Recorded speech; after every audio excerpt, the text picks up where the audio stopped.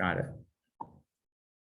Hello, folks. Welcome. My name is Jason with the Jason Smith Showcase team at Keller Williams in the Coral Gables Coconut Grove office.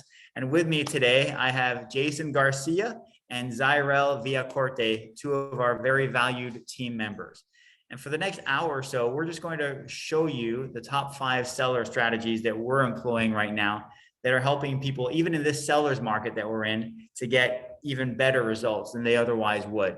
So we'll be looking forward to share with you what we're finding, and yeah, just go from there. So excellent. First thing I'll do, Jason is the showing agent / buyer agent on our team. So what we do to make sure that we never miss a single showing, it's either going to be myself or Jason Garcia who responds to requests to show a property when someone wants to see it. That's one of the important factors of having a team, is that you have different people to help in different facets of the business. Zyrel, on the other hand, is our admin assistant who creates the social media campaigns. She handles the transaction once it's under contract and heading to closing to make sure that all the I's are dotted and the T's are crossed, managing the details. When is the inspection period over? When is the financing deadline due? Have received the first and second deposit. In addition to that, we have some other team members as well. But just wanted to kind of give you an overview of what we do. Okay.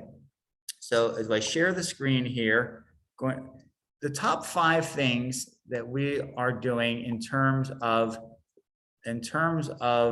marketing strategies to sell in today's market, we'll share with you in a moment. And I'm just going to enumerate them right now. There's pricing, there's seasonality, there's staging, there's marketing, and there's the way you negotiate and handle multiple offers. So those are pretty much the 5 things that you need to be aware of that we're seeing makes a big, big difference in the outcome, even in today's incredible seller's market that we're in. So as we move in here, Keller Williams, question is, why Keller Williams? Keller Williams is the largest company in the world with actually more than 200,000 real estate agents. No other company comes close to that. It's an international company. Keller Williams, we advertise in the Wall Street Journal, where 32% of the audience has more than 5 homes. So it's definitely an affluent clientele that we're reaching with our marketing with the largest real estate company in the world. As a matter of fact, the average household net worth for a Wall Street Journal reader is 1.9 million. The average household annual income is $341,000 per year. Again, on Mansion Global as well, we also market our listings there. 2.6 million average household net worth with 564,000 average household income per year. You're getting global reach throughout the US, of course, Europe, Asia as well. So this is the marketing piece, what's so important in terms of marketing, even in a great market that we're in. Keller Williams, the most agents, the most closed units, and the highest sales volume. Keller Williams is in 53 different countries right now. So these are the countries that are listed right here. I think Bonaire just joined, Bonaire and Aruba in the last week. They just became Keller Williams franchisees.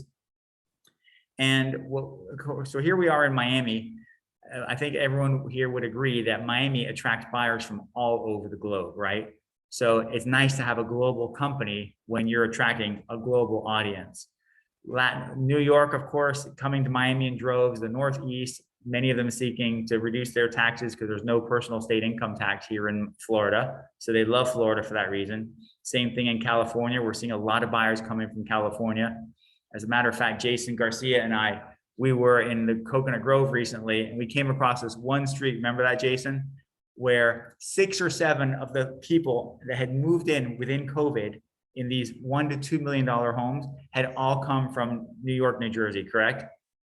Yeah, they called it the 6th borough. The entire street was just New York. Amazing. So we thought, okay, that's just a narrative, that's just in the media, but we saw tangible evidence of how everyone is moving here from New York and from other places, but amazing.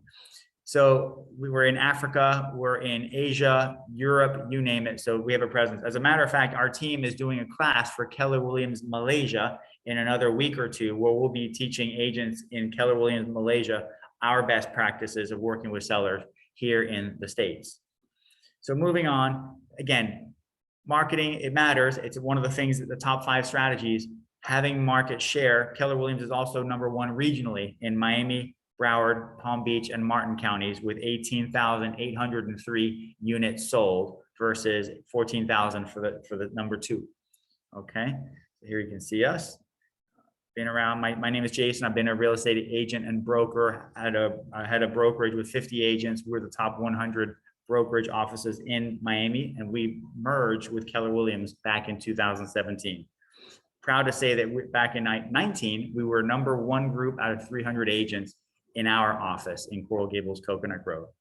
And again, here you see the rest of our team. Jason Garcia is on the line with us, as is Zyrell, lower left.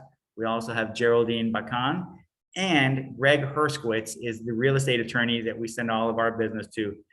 The benefit of that, he is super, super responsive.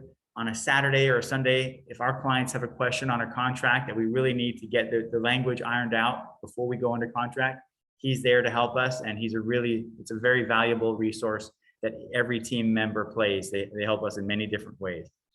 Again, 5 strategies: pricing, seasonality, staging, marketing, timing of the listing. We're finishing the marketing piece right here.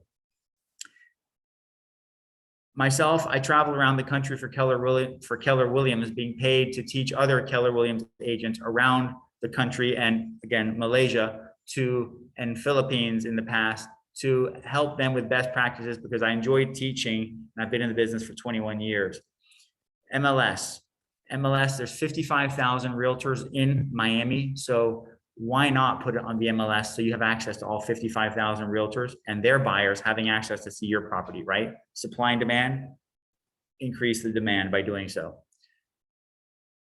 Wide angle photos, we'll get into that in a second, as opposed to narrow photos.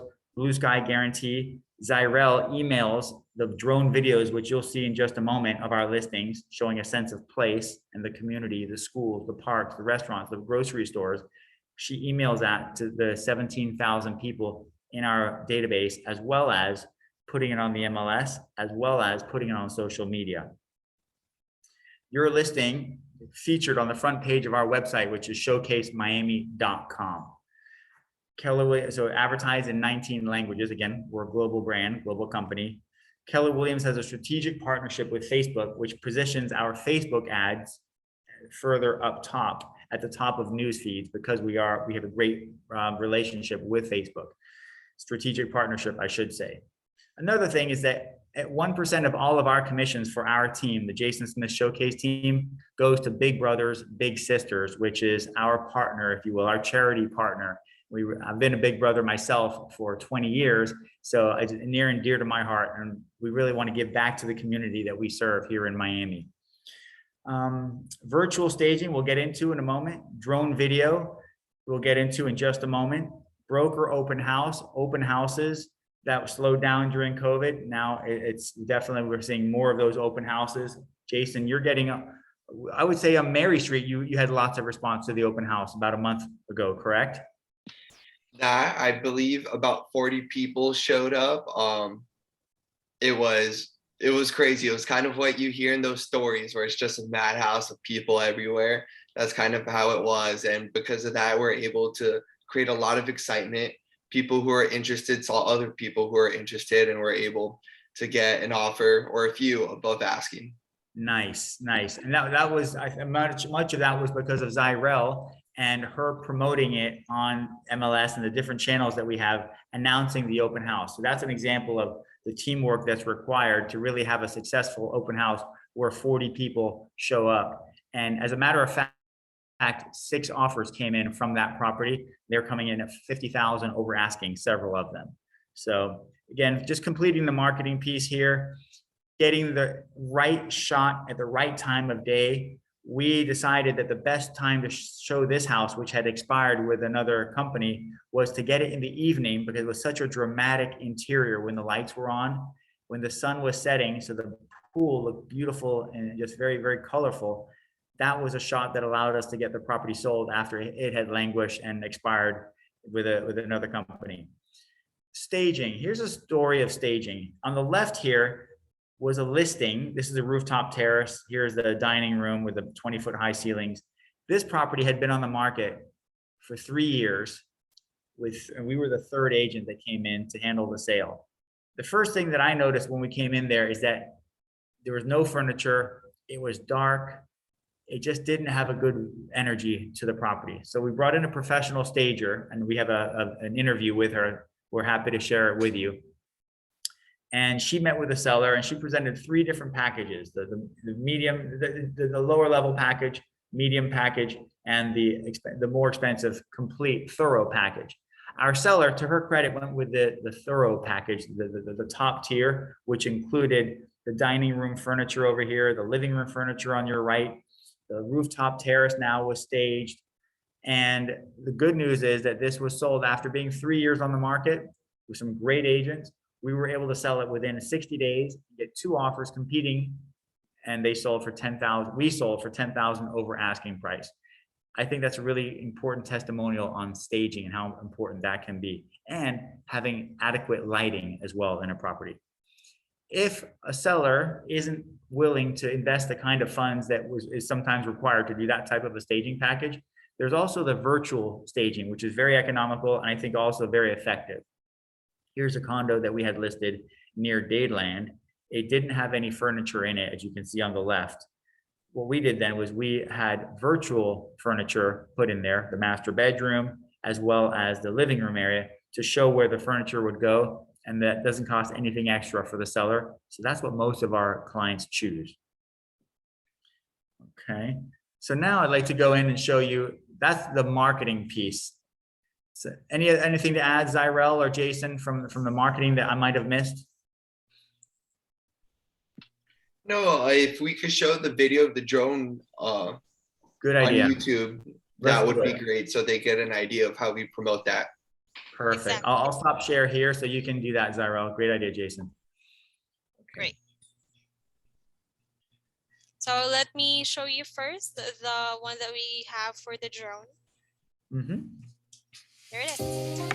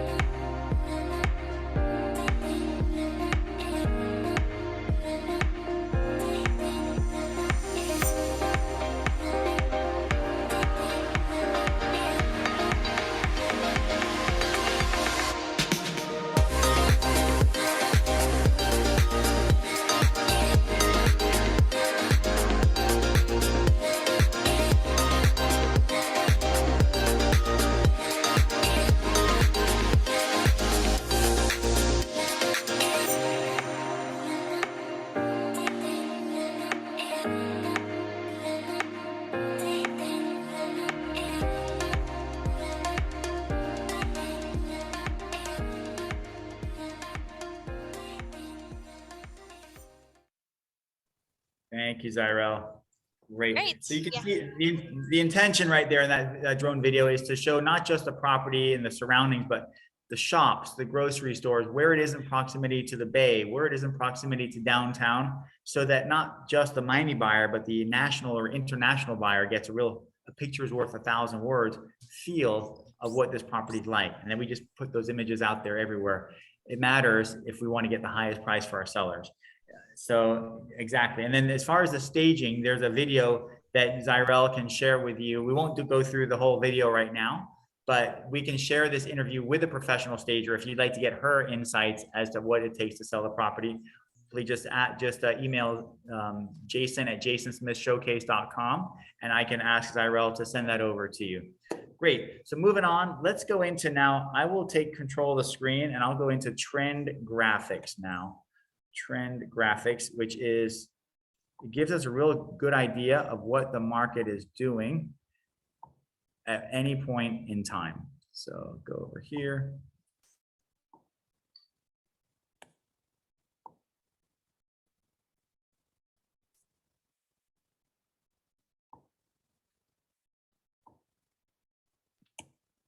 It's funny how you have trend graphics as one of the saved links on your desktop. Absolutely, Jason. Don't leave home without it. I'm telling you, to me, that's the most important software there is, more than the MLS, because it tells a story. So let's say if I'm representing a buyer or if we're representing a seller here, the first thing you want to know is it a buyer's or a seller's market, right? So let's see, is there a listing that you have in mind, Jason, that we can kind of analyze right here? Yeah, I'd say a really great one that shows is our current listing on 3165 Center Street in the Grove. Okay, so Coconut Grove, we'll put that in here. We'll go to Coconut Grove. Okay, and the price range for that one is 1.2. So we're gonna go anything, single family, condo, co-op. We're gonna go 1 to 2 million. Let's do 1 to 2 million and see how that market is right now. Okay. Okay, 1 to 2 million in Coconut Grove. Click on show chart. And let's see, 6 months. So, 6 months is a balanced market where neither the seller nor the buyer has the advantage. If it's less than 6 months of inventory, seller advantage, not much for sale, prices are going up. More than 6 months, buyer advantage, prices are coming down. So let's take a look and see what it's telling us for the metrics that we just said. So April of 2022 just passed, some of the most recent data that we have. That one, there were 4 available, 4 for sale, light green. There were 3 that went under contract, pending sale, as you can see right here, and 3 additional ones here on the right that closed. What we like to do is like to compare that to April of the previous year. So it's an apples to apples comparison of the market. So last year you had 6 more houses for sale versus the 4 over here. So more supply last year. You had 8 go under contract and 9 that closed. So 10 available, 8 plus 9, 17 consumed. So the market was on fire last April 2021. How are we doing now? Less inventory and less sales. So 6 were consumed. So which is a better market? Which was a better market for sellers? Is it this April or was it last April? One way to look at it is go to the months of inventory. So April, remember we said 6 months was a balanced market where neither the seller nor the buyer had the advantage. We can tell, we know, we've been watching the news, that it's been incredible seller's market the last 2.5 years, 2 years. So 1.8 months, less than 6 months, 0.8 months, not even a month, 1.1 month. Interestingly, it jumped up an aberration to 10 months of inventory. That month was a slight buyer advantage. Then it's come down under 2 months, under 2 months, under 1 month, under 1 month, under half a month. So we are pretty much where we were last year in terms of 1.3 months of inventory, meaning it would take 1.3 months to sell everything in the Grove between 1 million and 2 million if nothing else came on the market. So a dramatic seller advantage, even though we're hearing interest rates are going up, we haven't yet seen the market shifting on supply and demand for 1 to 2 million in Coconut Grove, right? So that's something for us to consider. Now, if we look at that 3165 Center Street, I'll stop the share and I'll share the MLS for this particular listing and see how it looks on the MLS. And while we bring it up on the MLS, if you could also show them the photos, since we talked about it in our. Absolutely, I'll do it. Great idea. Looking over here as we log into the MLS, the multiple listing service, which always what the realtors look at when they're looking for properties for their buyers. So 55,000 realtors in Miami alone. So you can imagine the demand increase that gives us, especially if we've got great images, right? If you don't have great images, you can repel a lot of realtors and a lot of their buyers when they're scrolling through on their phones. You want to invest in great images. So go single family here, condo. We can look at closed sales in the last 6 months, active with a contract, pending sales last 60 days. And let's look at the map for that 3165 Center Street, which is a great listing here in the Grove. 3165, as we try to load that map up. This will bring us right to it. Hopefully.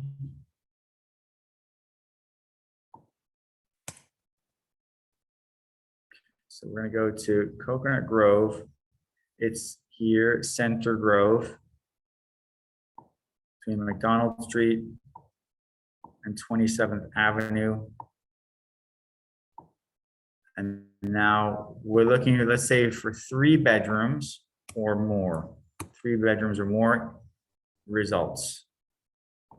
And we're going to filter it for townhouses. So there's quite a lot here. Let's say 3 million or less results.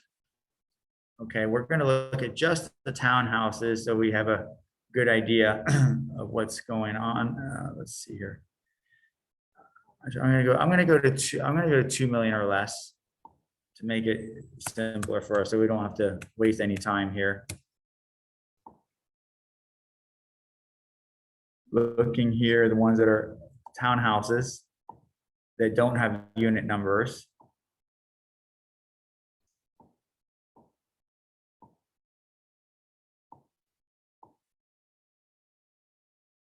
And what's pretty cool about this listing on Center Street is it's a townhouse, but it's standalone. So it's not sharing any walls with anyone.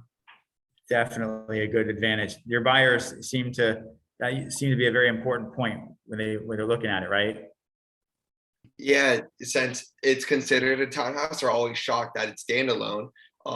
They kind of don't believe our pictures because the label townhouse, it's just assumed that's connecting with something.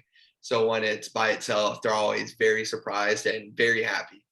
Yes. That's a unique property. It's on a no traffic street. We're excited about this listing. But let me go ahead here.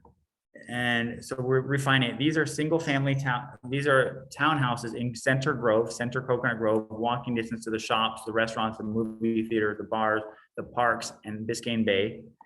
And there's 2 ways of looking at it. So I'm going to go highest to lowest. And then, so the actives, the available, why we're so confident about this listing is because we're the lowest price in Center Grove for a 3 bedroom. A means active or available. So here we are at 1.2. There's one here on Bird Avenue, which is further away from all the attractions that I just mentioned, and it's a busier street. Ours on Center is a no traffic street at the lowest price with 3 bedrooms. So there's one here, which is a nice property, but it's further away. And then Bird Avenue, busy street. So we're very confident that this is positioned well. So we're talking about top 5 strategies to sell. We're not looking so much at what has sold. The AC means active with a contract. There's a contract on it, or the closed sale means closed sales. Closed sales, one could argue that, okay, those are comps. That's what has been selling in the area. But as we've all just seen, with a month and sometimes less than 1 month of inventory, prices are going up like that. They continue to go up until that changes. So just because something sold 6 months ago for X price doesn't mean that that's what the value is today, 6 months of appreciation later, right? So it becomes hard to price things. The way we like to do it is to look and say, well, who are we competing against? Who are we positioning ourselves against? So at 1.2, we feel very confident that no traffic street, standalone structure, not a flood zone, close walking distance to all the restaurants, bays, the parks, and everything. And that's why you've been getting showings, right, Jason, for 1.2? Showings nonstop requests pretty much every day, and the seller has been great in allowing me to do it. So absolutely, and you haven't missed a showing, which is great, because we can look at some of the closed sales. Are there any 1,500-foot closed sales? You know, there are some other ones that have sold. You'll see a wide range, 860 to 1.7, depending on how new they are. But that's just an example of how availables are important when you're positioning and pricing a property in this kind of a crazy appreciating market that we're in right now. So we've talked about pricing, focusing on the actives. One other thing I'd like to show you right now is this graph that we find. Basically, the first 3 weeks are the most important weeks on the market when it's fresh, like bread coming out of the oven. It smells good, it feels good, it tastes good. It hasn't gotten stale yet. The same thing applies for a listing. Sometimes a seller, we find, will say, or a listing agent might say, hey, let's price it up here. We can always come down. and in their defense, we've been in a name your price market, for the last year or two. Name your price and you're going to get offers regardless. But we're sensing it a little bit slower now than it might have been 6 months ago, right? There's still, on paper, it's still a month of inventory, which is a complete seller advantage. But by how many phone calls you're getting, how many multiple offers, how far above asking they're going, you kind of feel, because of these interest rate hikes that we've had recently, that the brakes are being gently applied to the market. At this point, by no means is it a full skid coming to a halt. By no means is it that. So, but you get a feel for what's happening.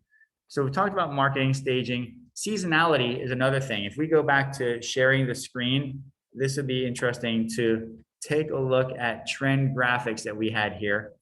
Now, if we go back, let's say we go back 2 years,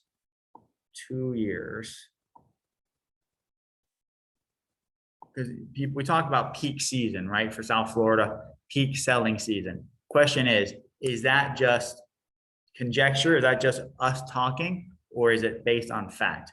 Well, let's see. Let's go over to, this is that 1 to 2 million in Coconut Grove. We could even say, forget 1 to 2 million. Let's do all of the beaches. Let's eliminate Coconut Grove and let's eliminate the price range. We can say all prices and see what happens there. No limit. And then get a bigger sampling to see if there is such a thing as peak season.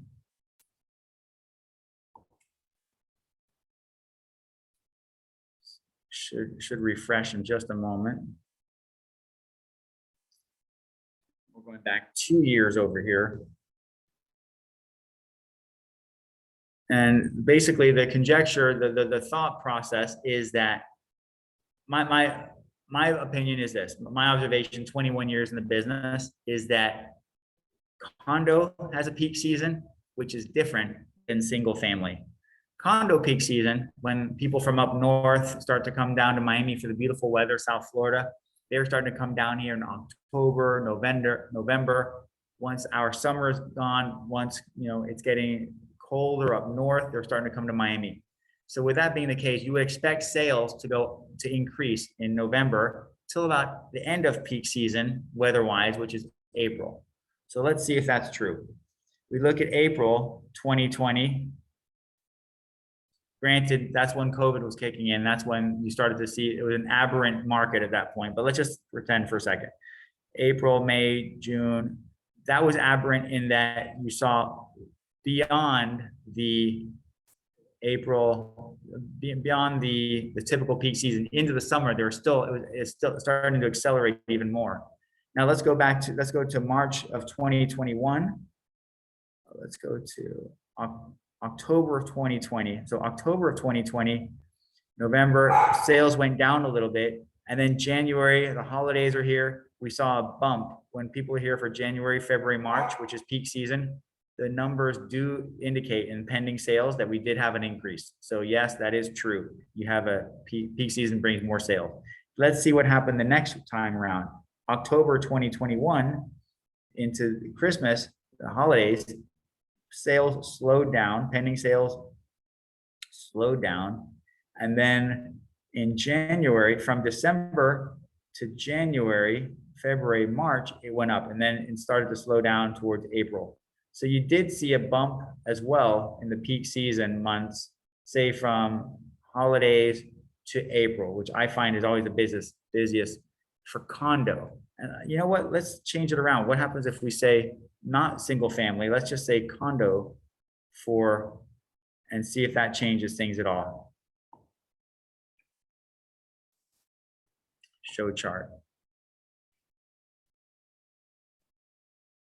That might be a bit more pronounced in terms of that peak season that we're talking about. So we're just talking condo. So November to April, yes, it's a more pronounced spike in closings and in pending sales for condo only. And we should see if it's accurate, we should see that happen again from October to April of the following year. Not quite as pronounced as this year, but you do see it happening there as well. So, And then what happens in the summer months, which is traditionally one would say the slower months for the tourists that are coming here buying pied-à-terres and other condos for second homes.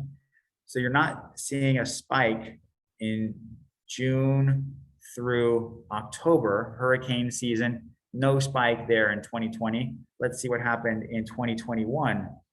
Slow season, say May through October, same thing. By no means did you see an increase in pending sales, you saw a decrease. So that supports the notion that there is a peak season in condo sales. Now, let's go to single family sales, see what applies there. Single family only, no price, no range, no limit. And let's see what it says. The common wisdom for single family season isn't October through April. Single family is different. Single family is February through July. The reason for that being that many people want to change during the summer. They want, for instance, if they had children, for instance, they might want to not interrupt the children's school year, and they might want to buy in the summer, close summer, not in the middle of a school year, or perhaps for them if they're in school, the owners. So here we are. This is single family activity last 2 years.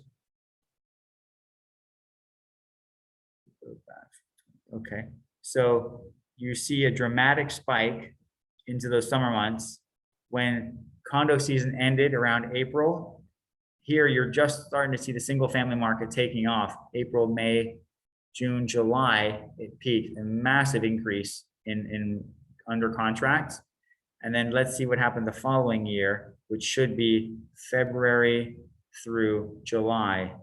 Did we see an increase? We saw February increase there, March, and interestingly, it went down in 2021 from what you would think is the peak season months of April, May, and June. So pending sales went down in those months. So that is counter to what the common wisdom is for single family peak season. So that's just interesting to see what is fact and what isn't. Any questions or observations, Jason or Zyrel?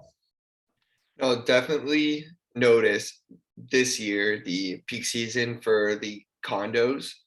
Lot of out of town buyers, like you mentioned, and now it's getting a little too hot for them, so they're going back. And so yeah, that's definitely true. Got it. Yeah, I agree. So we talked about staging, we've talked about pricing, we've talked about single seasonality, we've talked about marketing. One thing we haven't talked about is timing of the listing. What we find works when we're introducing a new property to the market is to list it on a Wednesday, let's say. We have one that's coming up, a new listing that's coming up. Our goal is going to have it go on the MLS on Wednesday with photos, with the drone video that we showed you earlier, and then not have any showings for Wednesday, Thursday, Friday, and then open the floodgates for an open house on Saturday for 90 minutes. So that you get that energy around the property, say from 12 to 1:30. And then right in the MLS, seller will respond to highest and best offer by 6 p.m. on Monday. So that's a marketing strategy. That's a strategy that we find helps our sellers because it helps us get more of an auction effect, multiple offer effect. We're not going for the first offer. People realize they have to put in their highest and best to win this property. Jason knows this all too well, representing buyers. He's going up against multiple offers all the time, cash offers, finance offers. So we really want to get the highest and best offer, what the market will bear through Zyrel's marketing, through Jason's availability, his open houses, his not missing a single showing. We want to make sure that we get the best for our client because that's why they're paying us, right? So multiple offers, some things so that you've seen the sequence, the timing. Other things, so we had one that just sold over at 3149 Mary Street. 6 offers came in on this property. We did the plan that we just mentioned. 2 of those offers were cash and 4 were finance deals. So finance deals, some of them, they were going in over asking, 50,000 or more over asking to try to win the deal. Yet our seller still opted for the cash deal, right, Jason? Yeah, we presented everything to him and he pretty much just said, show me the cash offers. Yeah, they want certainty, right? They want certainty. They don't want to have to worry about whether the buyer qualifies. They don't want to worry about whether it appraises, because you can really speak to 5 different appraisers and you can get 5 different opinions of value. So to eliminate that risk, our seller, as is the case with so many sellers, they were willing to go a little bit lower in terms of the price to get that certainty of a closing. Property is sold, they had a great market to sell in, seller is happy. By the same token, representing buyers, one has to be aware of that. I know that you've been using a company that people can reach out to you, Jason, to find out what it is that you're doing to turn finance buyers competing against those cash offers into cash offers. And you have an example with your friend this past week. I think you made 4 offers for them, right? Yeah, so I've been searching since October with them.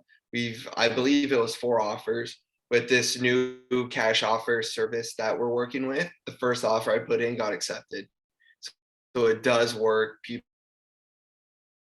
are looking for cash. Absolutely. And this is, I think right now it's something we're definitely focusing on, is getting them approved with this cash offer service. There is a fee. It's a fee of about 2%. So let's say you're buying a $500,000 property. What does that come out to? 500 times 1% be $5,000. It's a negligible, when it comes to getting the property, to winning the property, it's, let's say it's in this case, it was a 400,000, right? 400, okay, times 1. So it's an $8,000 fee for you to become a cash buyer, right? So is it worth paying $8,000 to be cash? And I think we just had a perfect example where buyers who had financing were overpaying, were paying more to try to win the property because the rest of their terms weren't as strong as the cash deal.